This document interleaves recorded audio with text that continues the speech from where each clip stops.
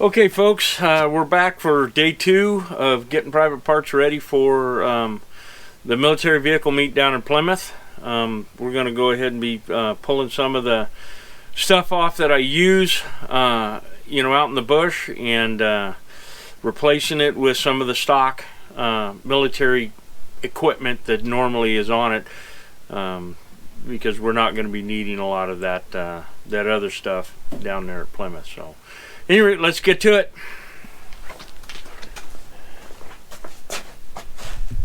Okay, we're going to start out by removing all of the stuff, recovery straps,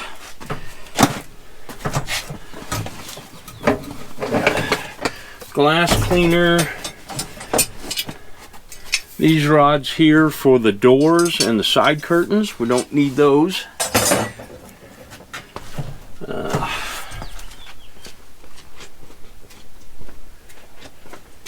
I'm going to be removing the bag with my Matt's Off-Road Recovery rope, side curtains, and this is the bag that has the shovel and the mattock bit and pick bit for the max axe that I have strapped to the side. We're not going to be taking that down there. Puppy dog leashes, we'll end up putting that back in. We've got several different miscellaneous straps for strapping stuff down. We're not going to be needing that. Another leash. And this is some stuff that I picked up while I was out at where I was camped at Hawthorne. This stuff makes awesome fire starter.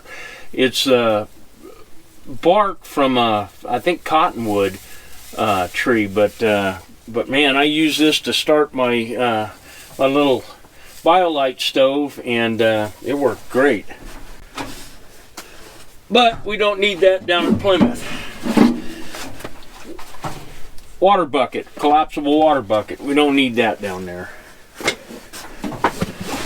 The dog bed will be going back in, I'm sure.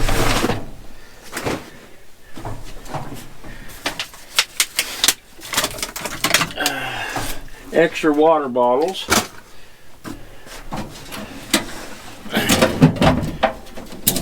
And then we're going to be pulling the ammo can with my survival supplies.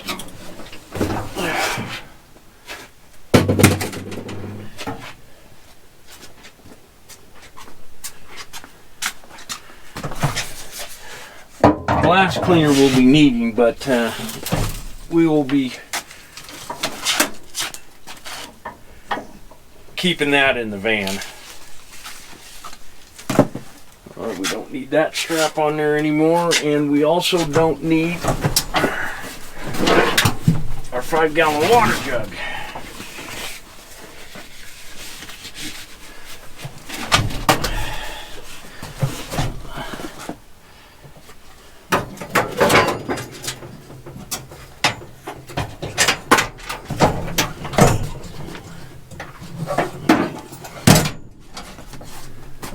Let's go ahead and snake the water jug out from the other side.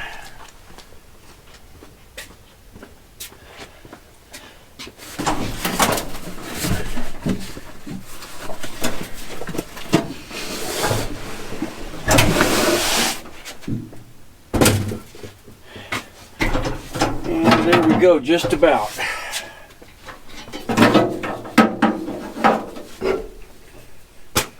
Ratchet strap can come off. This is a extra strap that I use for securing stuff down. That doesn't need to be on there.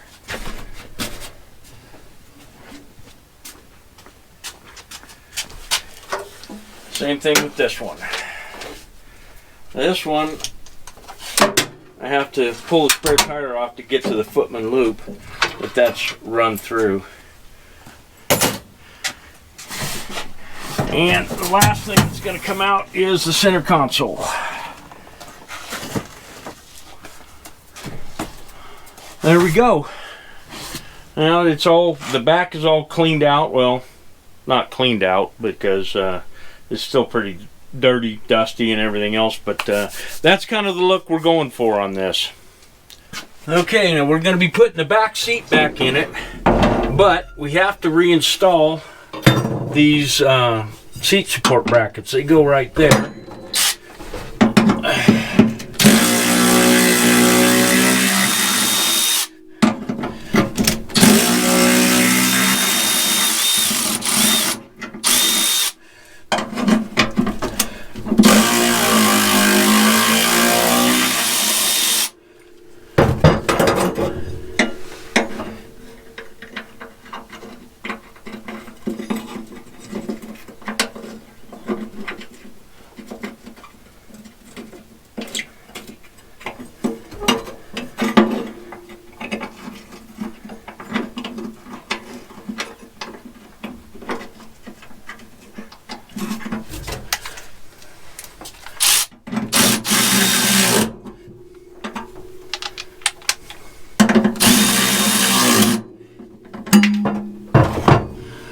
Well, poop. That's not good. I just broke that bolt off.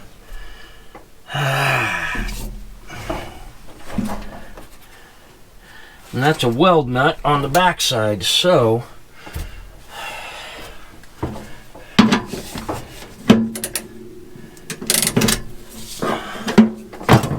yeah, we're gonna have to drill that out. Well, we'll get to that and we'll get back to you. Alright, this is how we're going to deal with this busted off bolt. It's this bottom one right here. So what we're going to do, we're going to spray a little bit of penetrating oil on it and kind of let it soak through. Now, because it's a through hole, this actually should go pretty easy. We're going to do this from the back side. And what we're going to do is let that soak in a little bit, and then we're going to take an 1/8" drill on the center there, which is much smaller because a tap drill size for a 1/4 is 0.201 diameter, number 7 drill. So we're going to start out with an 1/8" drill, and hopefully what it's going to do is it's going to bite and it's going to go ahead and spin that sucker right on out. Let's keep our fingers crossed. But while we're waiting for that penetrating oil to get in there, we're going to go ahead and get the other side put on, and we're going to use a box open end, ratcheting box open end wrench, and not break bolts off. Okay, let's give this a try here.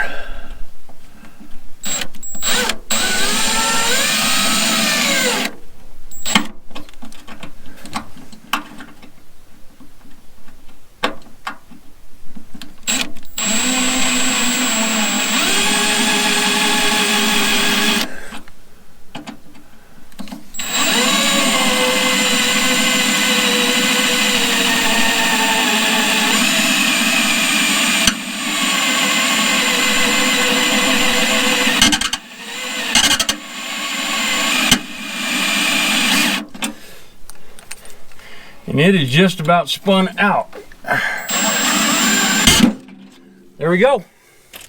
That was probably about the easiest screw extraction I have ever done. And I doubt I will ever be able to repeat it. So this is history in the making, folks.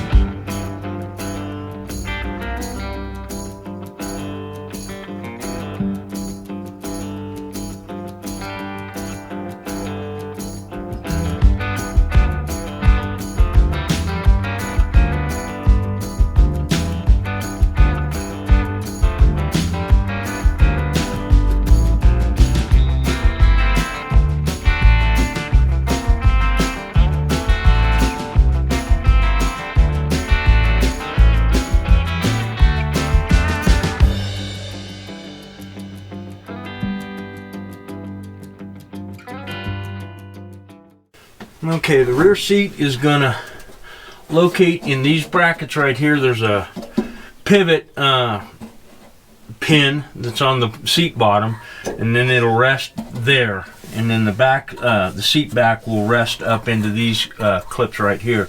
There's a couple of little pins that go in to secure it right there. So let's get this rear seat put in.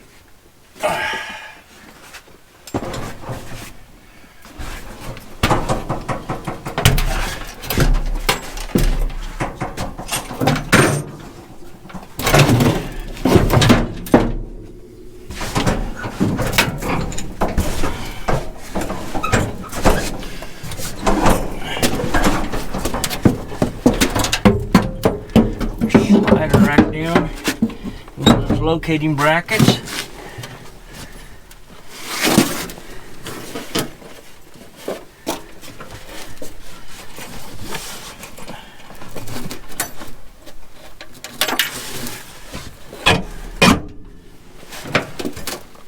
And then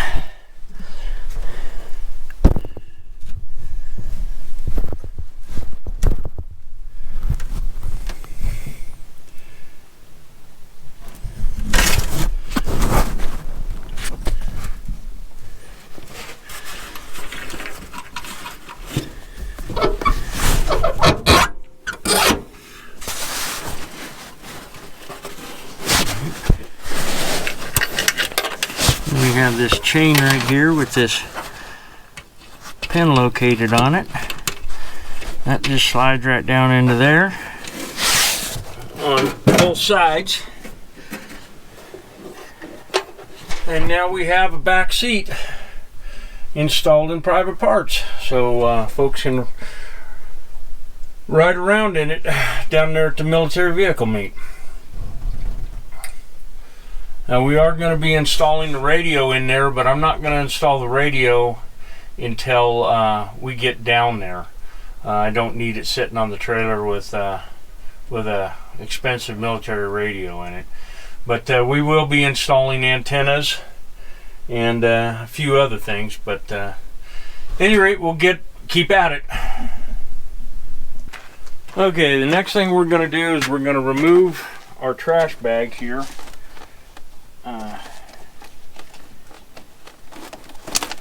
And it needs to be emptied out anyway.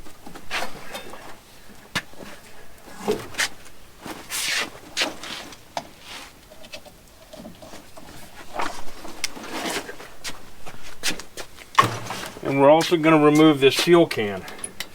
And we're going to replace this with a GI, US GI type fuel can. This one here is a European style. It's actually patterned after the World War II German fuel cans. It's got a cam lock lid on it. They tend to leak a lot less than the GI type. But because we're going to a military vehicle meet, we want to have it as authentic looking as possible. So we're going to pull this one off and then put a US GI gas can on it.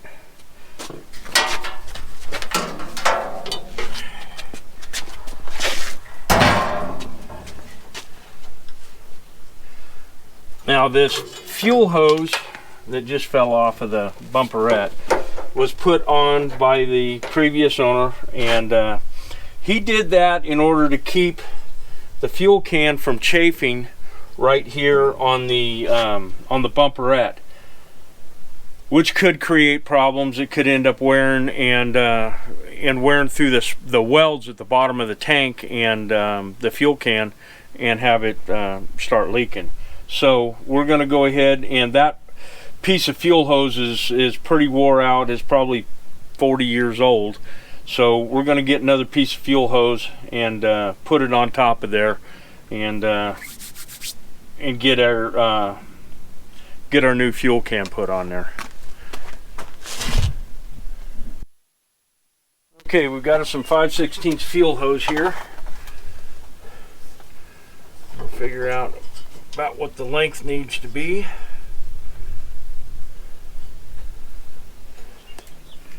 Probably right about there is going to be good.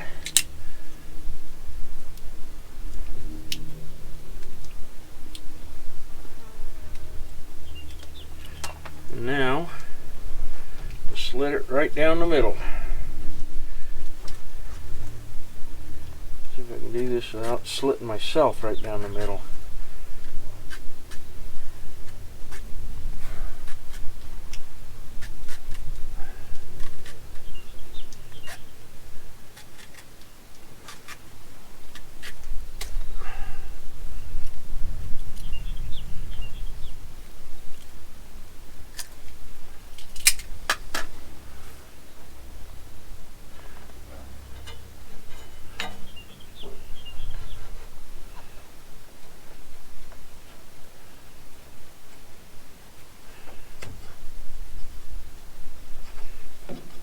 Slide it on over the top.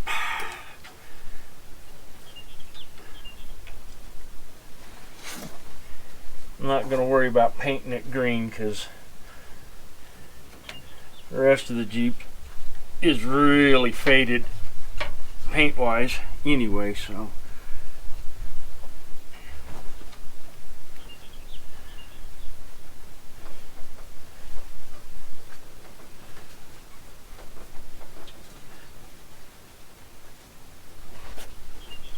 there we go. Now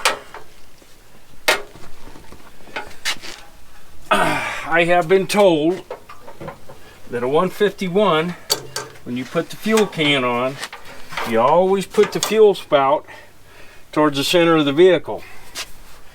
And that's so that if it starts leaking from here, which on these GI gas cans it probably will, it does not go ahead and drip down onto a potentially really hot exhaust. Probably a pretty good idea.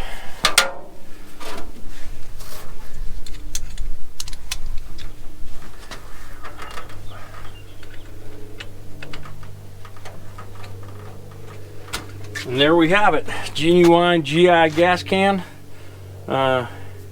Makes it look a little bit more original. Okay, now the next thing we are going to do is install the antenna.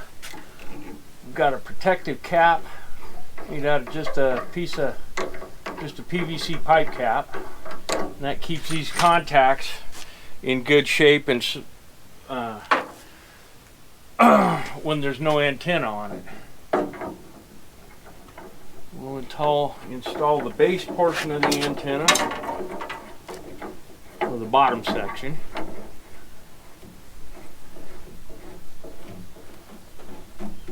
Okay. And now the next thing we've got to do is install our tie down.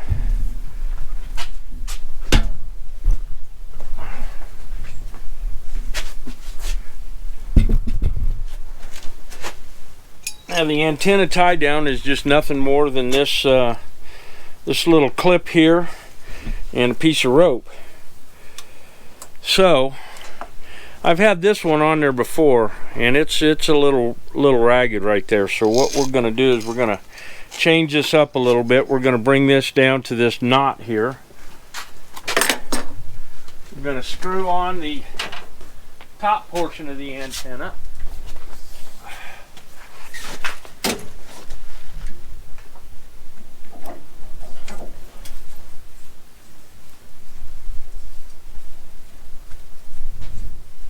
Like so. Attach this clip probably right about here, and then run this down and tie it off to the mirror bracket. We're going to cut this nasty section out, this worn out section.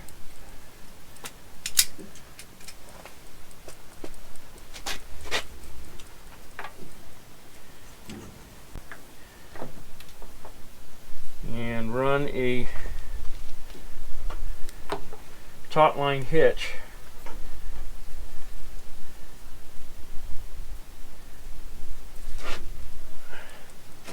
here on the antenna, and then we're going to tie a knot in the very end here to keep that from fraying much worse. But this way we can adjust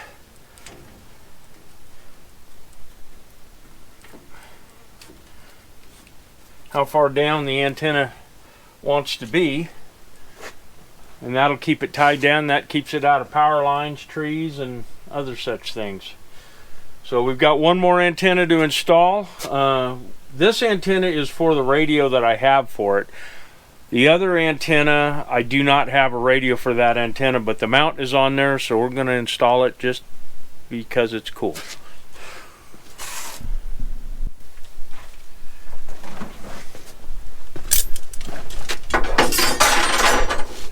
Okay, now this is the antenna base here for this type of antenna. This is an AB15 antenna base, and this antenna would be used with the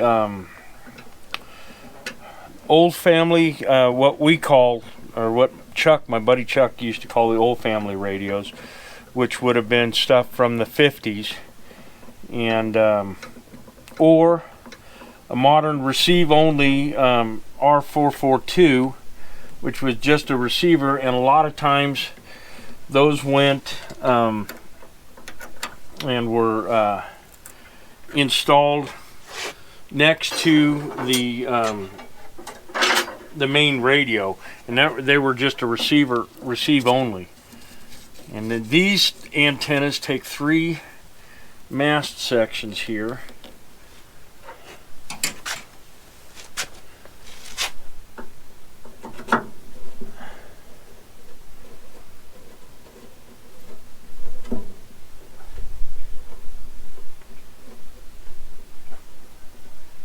And it's funny, when I first got this Jeep, I looked at this antenna mount, and it looks like, you know, it's just angle iron, and looks like it was done in the field or done by some bubba, you know, to install a CB radio. Until I was going through the slides that my dad took when he was in the Guard. And he was a forward observer with an artillery battery, and he was assigned an M151.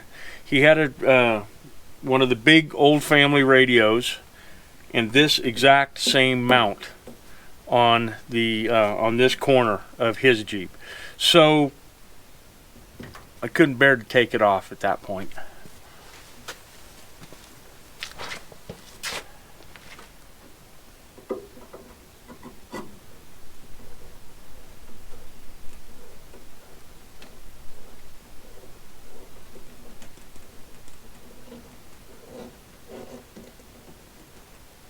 Alright,